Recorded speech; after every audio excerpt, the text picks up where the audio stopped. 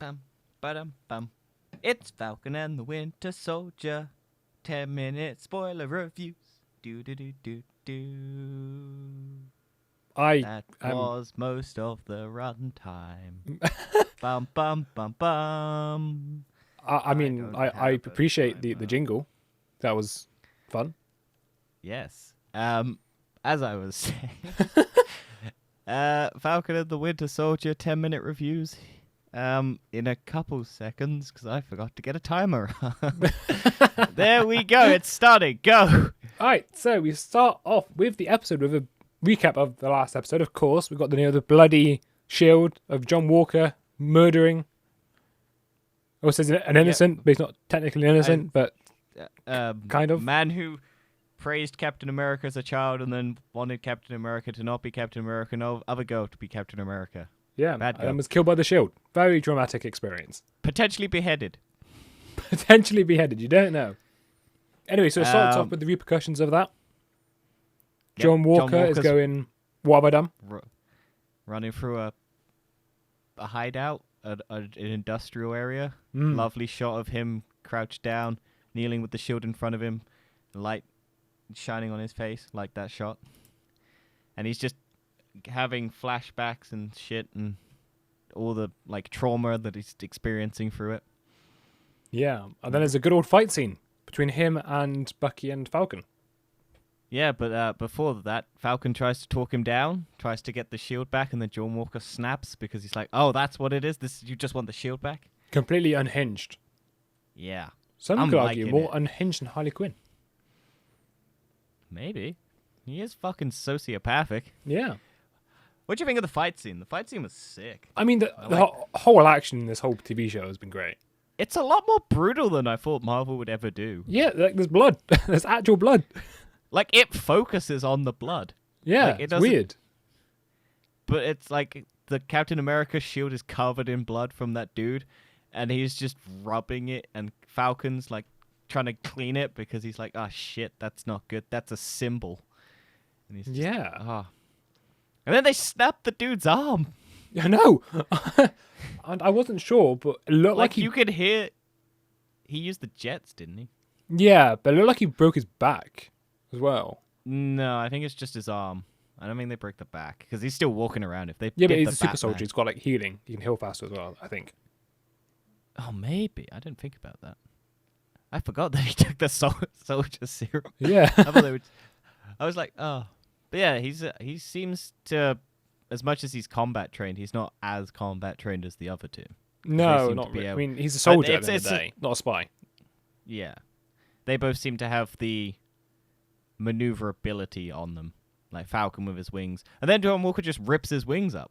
Yeah, which I'm kind of not surprised at, but I like they did anyway. No, they need to find a way of deflighting Falcon so that he can become Captain America. Yeah. There's reasons. And then he leaves it with his friend from the first episode. So for those who don't know, is the kind of Falcon Jr. in the comics.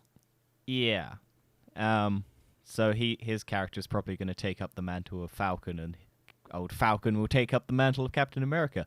Except if Isaiah Bradley has anything to say about it. Because that whole conversation is fucking interesting. Very true. But before that, we see John Walker getting obliterated by the military. Yep.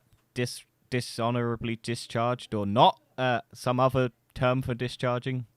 Not actually discharging him, dishonorably. Yeah. But they did use that phrase, dishonorably discharged, because of what he did. But they're not put him into prison because of his service to the country. Yeah, and he has a bit of a meltdown going, "You basically created me, I am Captain America," and they go, "Not anymore."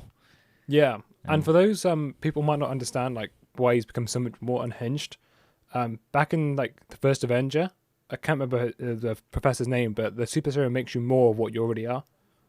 So if you're slightly crazy in your head, it will. The previous episode. Yeah. It's it enhances the good in Captain America, like Steve Rogers, and then for Red Skull, it enhanced his red sculliness.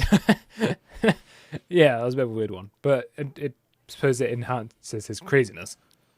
Yeah, because he's sort of unhinged, and then he goes a bit more unhinged, and then a random lady who's unhinged turns up. Yes. And do you know who this lady is?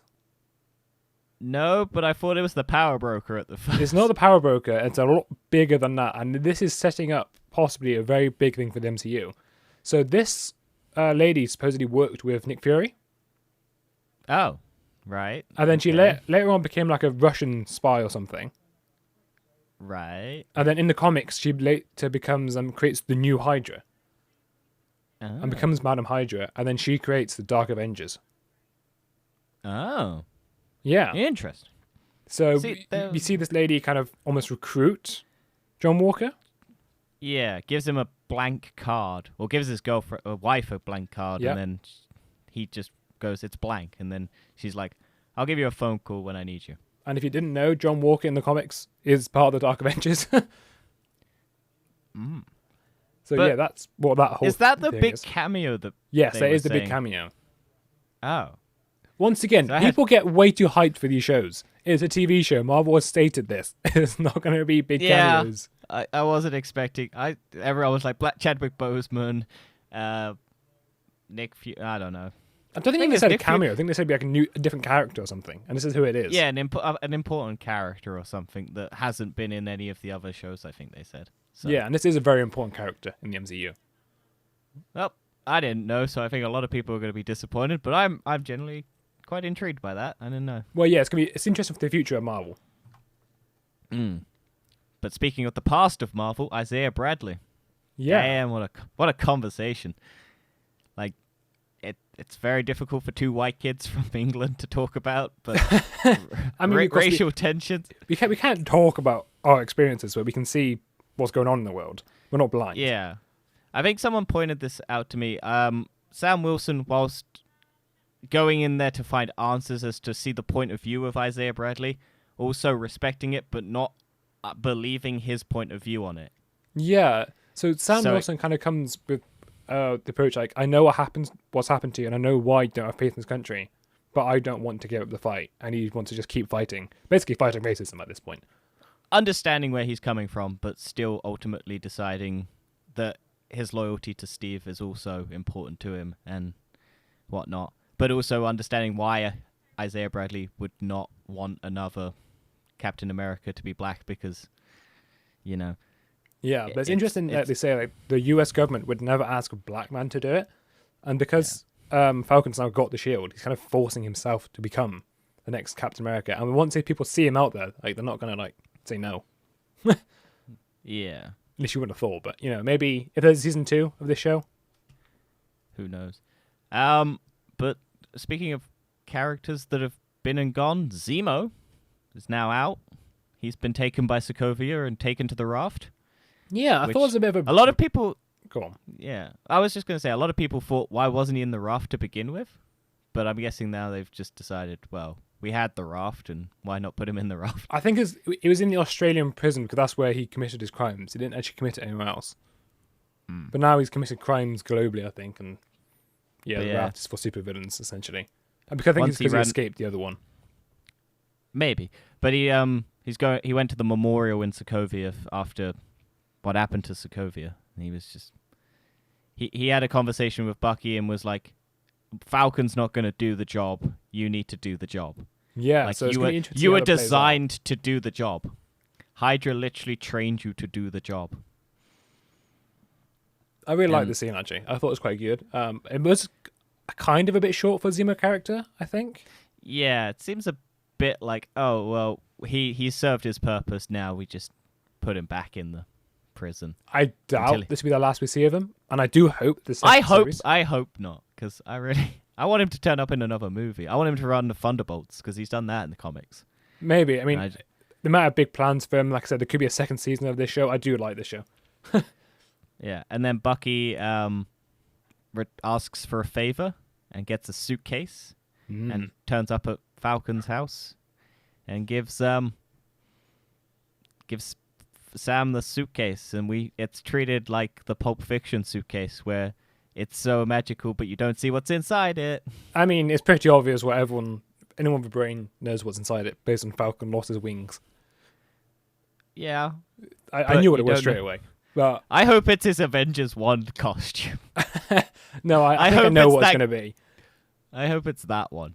Because if it's not, that would be really fucking... If it is, it's really fucking stupid. It's not. It's going to be the Captain America suit, Falcon America suit in the comics. I imagine they'll tone down the America, though. Maybe, I don't know. They might go full out. I mean, see what they did with Scarlet Witch's costume. Maybe, but I don't know if he wants to embody America. Maybe it's just Steve Rogers' suit.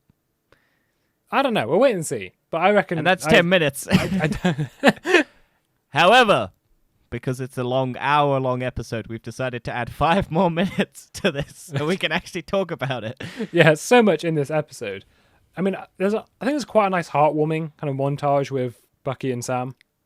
Yeah, where they're just throwing the shield and throwing back beers, building a boat. Yeah, I think it was just quite nice because like they've not kind of seen eye to eye the whole series. No. But then they have that discussion where they're throwing the shield around, and then Bucky's talking about how he's trying to clear his ledger and whatnot.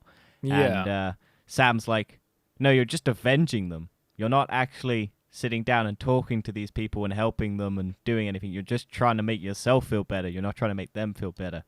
And so I imagine Bucky's going to go talk to that old man who his son he killed. Yeah, that's straight away. That's what I thought. And I was just like, please do that, because that's a good thing to do. Cause that'd be a good scene, and I look forward to seeing that. If they do it. Yeah. Also, do you reckon Sharon Carter's the power broker at this point? Because she's doing a lot of It's seeming more and more power like, broker- I don't want to believe it, and I still am not going to believe it until I see it. Until they just name drop it as power broker. Yeah, because it's Marvel, and they kind of they're teasing it, but they did the exact same thing with Quicksilver. And yeah, a lot of what they did is just, hey, look, you think you know what we're doing, but you don't. Yeah, and then it kind of comes out of that's why I'm nowhere. hesitant. It's like it could not be. Yeah, I'm hoping it's not, because what a lame thing to do. We also get a bit of scene with John Walker go and talk to Lamar's parents, Yeah, where he's completely insane still, and he lies to him. Yeah, because I think he does believe that I don't know if he believes that he actually killed the right person. Well, no, he said that Lamar, the other guy killed Lamar because he didn't stop him, or he held him back. So his logic is like, or just something like that. His logic is that everyone's guilty or something. He's insane. No, I thought he thought that he actually killed the right person. Oh yeah, he thinks he just thinks he killed him because it was a good thing to do. He's a super soldier and he should have killed him. Yeah. That was his logic. He still wants to kill Carly.